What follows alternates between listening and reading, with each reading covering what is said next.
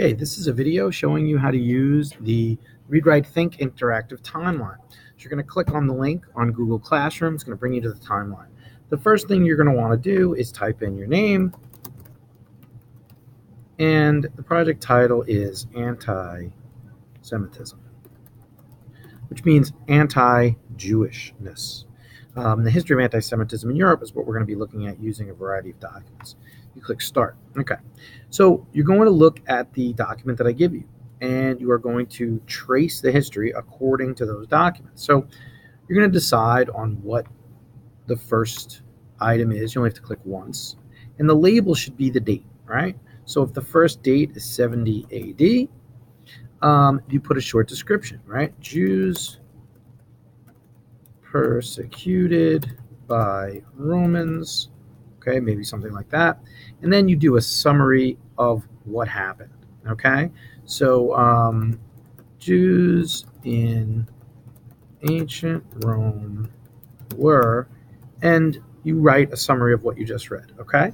And you can actually attach images if you wanted to, but you don't have to do that. And you click check, and it's going to ask you where you want to put this. Now, because you're going to fill up the timeline, you want to, and you can go back and move things. Don't move it off like this or you'll lose it.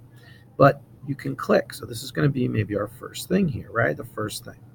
And then when I want to add another part, I'm going to click here. And if I want, I can slide things. But so you want to make sure you do it in order. And then you click again. And let's say the next date is 1096, right? AD. And you write Jews blamed for Black Death. And then you'd say, whatever you read about. Images represent Jews being burned for the Black Death. I think actually that was later. So say 1096 would be Crusaders on their way to the Holy Land, right? Attacked and burned Jews, etc. And you'll read about this in the document that I give you. And then you click check. And then you decide where you're going to put it. You can put it down here. You could put it up here. Okay, so maybe this is the next spot. Okay, and you can slide it around like that. So that's basically how you do it. Now, you're not going to finish this all in one day. And you must do this. You're going to click save.